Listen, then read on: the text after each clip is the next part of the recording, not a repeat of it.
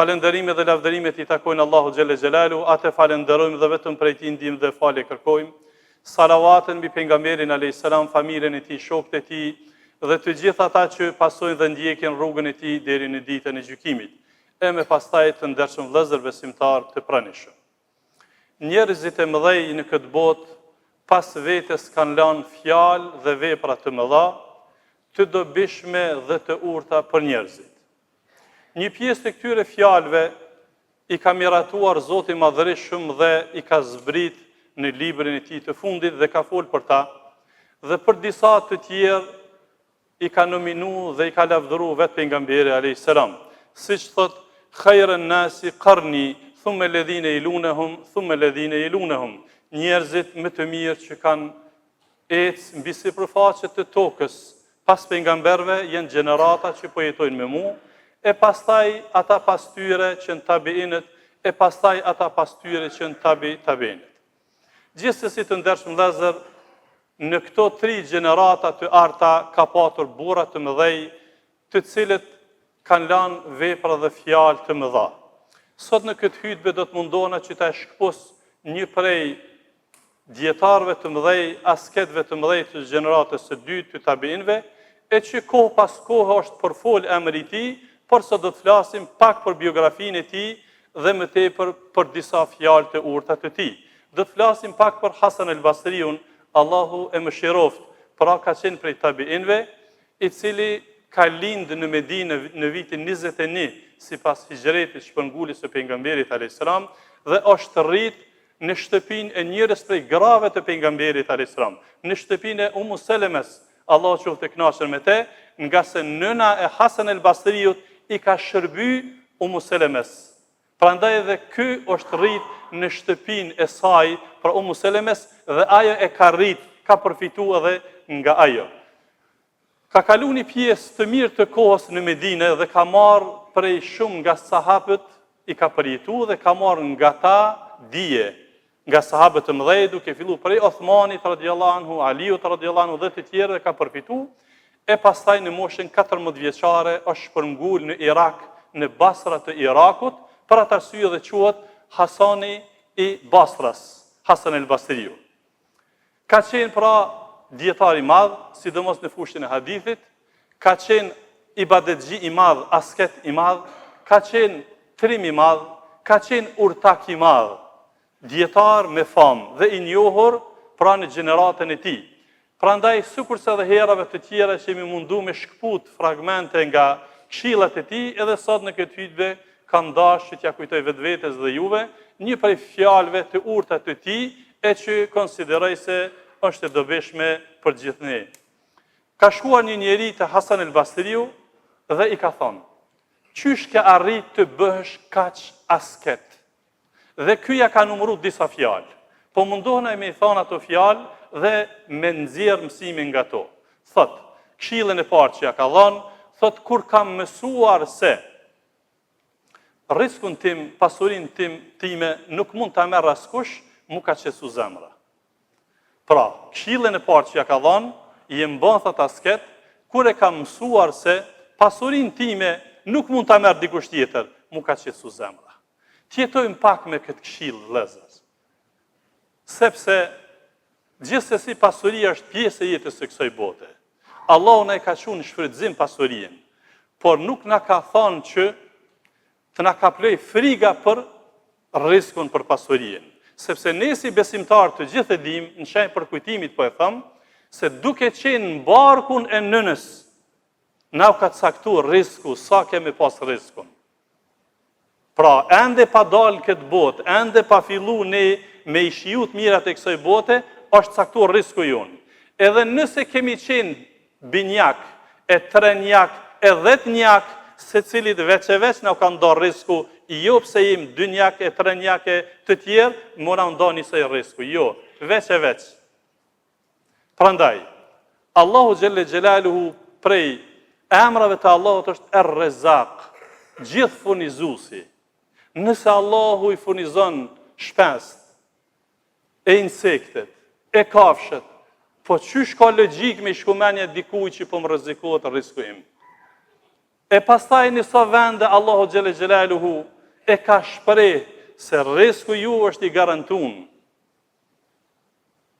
Pastaj thot Allahu xhelle xhelaluhu: "Wala taqtulu awladakum khashyata imlaq." Mos i mytni fëmijën e juaj nga frika e furnizimit, se ne ju furnizojmë juve dhe ata. Pra bëni fëmijë, mesazhi është bëni fëmijë. Kanë bën prindë e juaj dhe gjyshtë e juaj, fëmijë shumë në fukarallak, ku jeni ju sot me tërë këtë pasuri? Po ky është mesazhi që nxirret nga citati.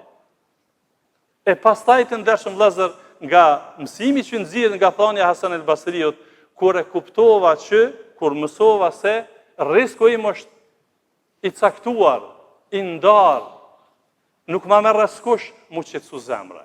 Që i bie se tek njerëzit ju prin frika se çka po bëhet me riskun. Pra kanë fobi, kanë frikë që pja merr dikush, po humb e kështu me radhë. Kush e sjell që të frikë o vëllezër? Pra natyrshmëria e njeriu nuk e sjell, por këta e sjell djalli. Shejtani i frikson njerëzit, siç e ka promovuar Allahu në Kur'an në suratul Baqara.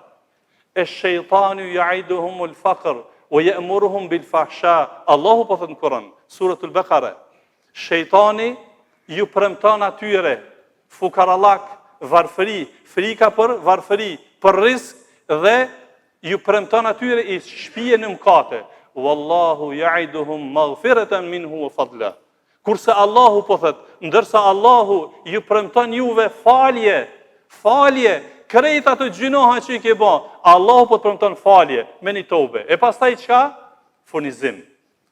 Prandaj të ndershëm vëllezër, frika çka po ndodh me riskun është frikë gjallëzore, e jona është me punu, e jona është me i marrë sebepet shkaqet. Pra vëllezër, për ta përmbyll këtë mesazh, njerëzit sikur ta e transformonin, ta e konvertonin frikën nga risku, ta e konvertonin për frikën nga Allahu, ku do të mrinin? Frikën për botën tjetër, ku do të mrinin? Prandaj të ndershëm vëllezër, këto gjëra duhet të balancohen, pra që ta e kemi një orientim të qartë. Këshilla tjetër që ja tha Hasan el-Basriu këtij pyesit se si arrite me u bë asket, i tha: kur e mësova se punët e mia nuk mi kryn askush, jam mësyva me i kry vetë. Pra, jeta kësaj bote ka obligime, jeta kësaj bote ka përgjegjësi. Të gjitha gjeneratat kështu e kanë kuptuar të ndershëm vëllezër, se prindi është përgjegjës për fëmijët e tij.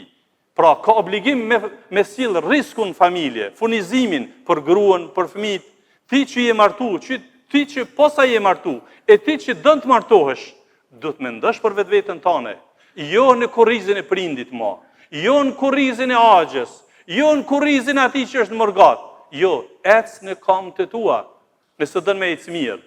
Prandaj, ky mesazh po ashtu është inkurajues për të punu, po ashtu e largon pesimizmin, s'ka vend për pesimizëm, për krejt këto të mira që t'i ka dhënë Allahu, s'ka vend për pesimizëm. Po ashtu, ky mesazh determinon se dembelia, përtacia, t'len mrapa. Për atë arsye vëllezër të ndershëm, jo rastësisht pejgamberi alayhis salam mëngjes dhe mbrëmje ka kërkuar ndihmën, mbrojtjen te Allahu nga dembelia dhe pamundësia. Allahumma inni a'udhu bika min al-'ajzi wal-kasal. Mëngjes e mbrëmje ka thënë pejgamberi sa, o Zot, mbrojëm, kërkoj mbrojtjen tënde nga pamundësia dhe nga dembelia, përtacia. Pra, që i bie të ndershëm vëllezër, po i specifikoj këto fjalë në këtë kohë dhe këtë këshill, nuk e kum përzgjedh rastësisht, po duke qenë se po i vërejmë këto dukuri, këto fenomene të gjenerata e re. Pra, fillimisht dembelin, e pastaj pesimizmin, përkundër e krejt këtyne të mirave, edhe pse këto janë fenomene botërore, globale, gjithandej globit, por janë pjesë aktuale edhe në vendin tonë, madje në shoqërinë tonë, madje edhe në rinin tonë. Nëse marrim dhe bëjmë krahasime, tentim vetvrasja dhe vetvrasja, a është më shumë të moshuarit apo të të rit? Të të rit, pa krahasueshëm, kur të këshyrsh shtëpinë e ka vill, kerrin e ka primat mirëve, ka të hyra të mira, Çka I mungon këtij? Pra që të dyën faktor, pesimizmi. Pesimizmin e mbjell djalli, dembelin e mbjell djalli. Prandaj mos e ndëgjo djallin, ndëgjo Allahun xhelle xhelaluhu dhe starto jeta pra është në favorin tënd. Pastaj këshillën e tretë që ja dha, se si arritëm me u bë asket I tha. Kur e kuptova, kur e mësova se Allahu më përcjell, më vjen turp që Allahu të më gjen në ndonjë mëkat. Po flasim për Hasan el Basriun, fjala e tretë, këshilla e tretë, si u bën asket, si u bën kaq I madh te Allahu, kur e kuptova se Allahu po më përcjell. Më vjen marrë, më vjen turp që Allahu të më gjen në ndonjë mëkat. Edhe ky është një stacion I jetës që duam të nalemi për pak qaste. Pra vëllezër të ndershëm, kemi folë shumë herë se nga cilësitë e Allahut xhelle xhelaluhu është Er-Raqib, gjithë vëzhguesi. Prandaj dhe e cekat citatin e parë në hyrje të hutbes. Ja juhan nas, o ju njerëz, fundi citatit, inna Allahe kana alejkum raqiba, dini se Allah është vëzhguesi juaj. Prej cilësive të Allahut është Allahu na vëzhgon. Cili mësimi që nxirret të vëllezër, kamerat për neve janë shtesë, harxhim, që kjo është mesazhi që duhet me marr. Mos jeto për kamera, mos jeto me kamera, se syri Allahut po të përcjell. Ti atëherë bën shembull. E Hasan el Basriu këto ne ka thonë. Pra kur unë e kom kuptuar që syni Allahut po më përcjell, më ka ardhur marrë. Në mëngjet, në ndonjë mëkat. Marrja vëllezër, marrja është prej problematikave të kohës që ka fillu me hub me të madhe, madje flitet, trumpetohet me të madhe. Pse marrja? Pse me pas marrë? S'duhet me pas marrë?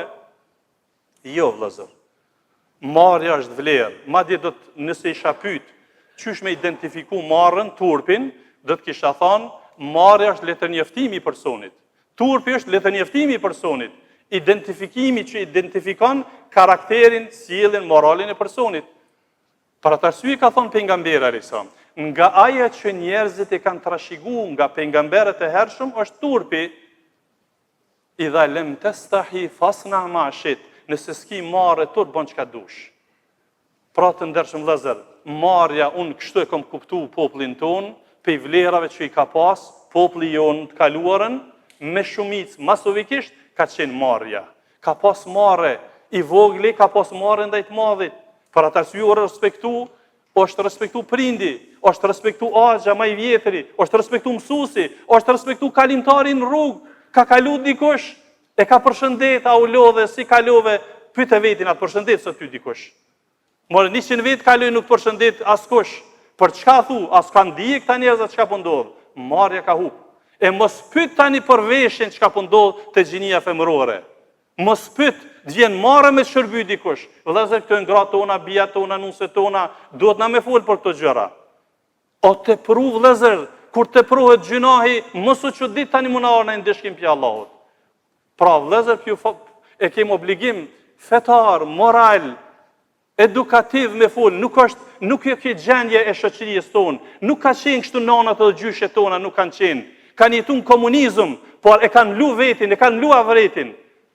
Me tarë marë, me tarë me shërbysët një gru, e me kalu në rrugë. Vëllezër, këto e në gratë tona, nuk janë arbi qiellit. Prandaj ne, si burra, kemi përgjegjësi për to para Allahut, në radhë parë për vajzat tona, edukimin e tyre, e pastaj kalitën. Me vjen marrë që Allahu të më gjenë në ndonjë mëkat. Pra marrja nga mëkati vëllezër. Kujdes nga mëkati vëllezër, mos të luj me shumë fytyra, me një fytyrë në xhami e me 10 tjera jashtë xhamisë. Na duhet jemi të njëjtit. Vëllezër të ndershëm, kjo është edukata e burrave të mëdhaj. Unë vje marrë më gjet Allahu mu, a e bëjnë që gjuna në xhami? Nuk e bëj. E çysh e bëj për në rrugë, çysh e bëj kur vetmohna, kurse Allahu po më sheh. Vëllezër të ndershëm, ne jemi, sikurse dhe ju, dëshmitar, okular të gjendjes që ka po ndodh. Asnjëherë në shoqërinë tonë, sa kanë shkruar historianët, sa kanë fol baballar tonë dhe t'juv, asnjëherë alkooli nuk u pi më shumë se sot. Asnjëherë zinaja nuk u ushtru haptas më shumë se sot. Ata heqnim edhe këta?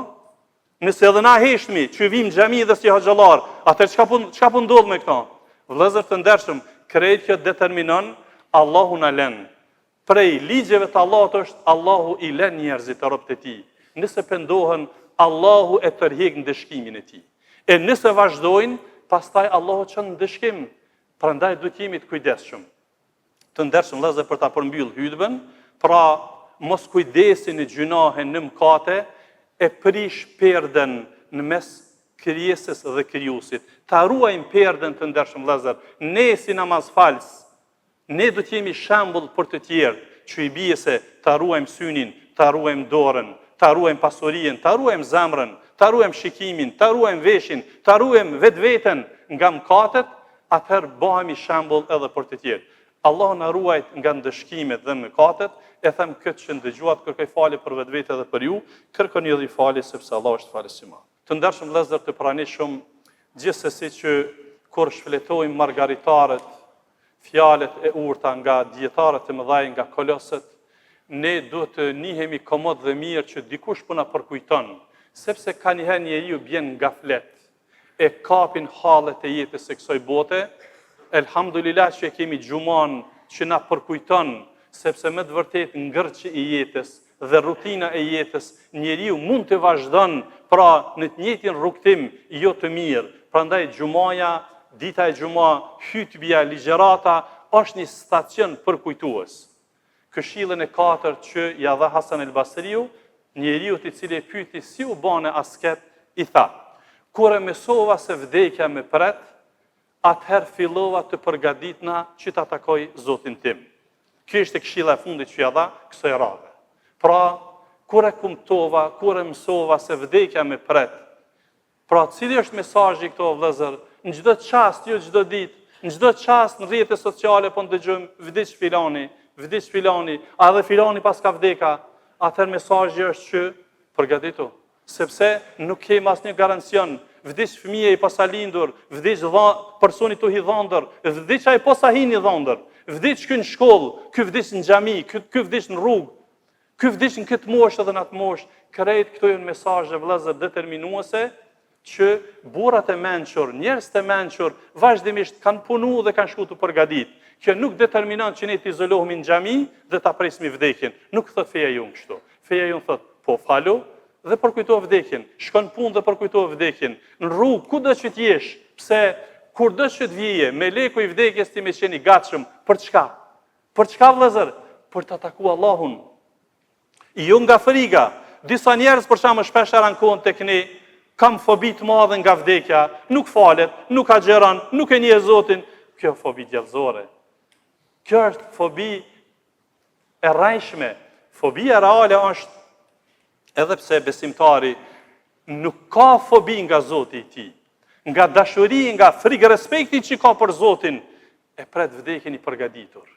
Dhe kur i kujtohen të mirat, nuk don që të ikin, dhe kur i kujtohen dëshkimit, nuk don që të jetë pjesë e saj. Kjo është fobia që do të duhet me kuptu për realitetin e vdekjes.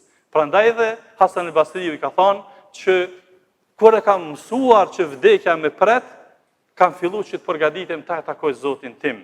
Prandaj të ndershëm vëllezër, jeta në këtë botë krejt i ngjason një tokë pune, ashtu siç e punojmë dhe do të kemi rendimentet, mundësitë i kemi. E falenderojmë Allahun që na ka bërë pjesëtar të kësaj feje, i cili na ka mundësuar që ta njohim Allahun dhe ta adhurojmë atë.